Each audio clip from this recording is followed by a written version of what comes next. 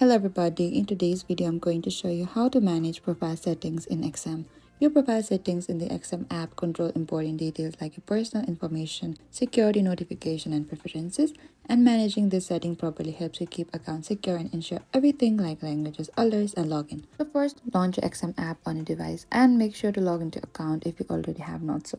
And once you're into this interface of your XM app, what you can do is at the top right, there's your profile icon, tap there and simply go to this setting on the bottom. And over here you'll see this different option for your profile or the preferences. What you can manage is your personal information as well. By simply going to your personal details, you can make some changes, may require verification, your name, email as well. You can type down your full name, date of birth, address, your country and your contact information as well. Under the preferences, you can also go to the notifications there. You can enable or disable your notifications. Over here, you can also change your languages and app preferences as per your preference, and managing a profile in XM is very simple. Thank you for watching this video. I hope I could help you. If you have any queries or confusion, please comment down below and we will reach out to you very soon.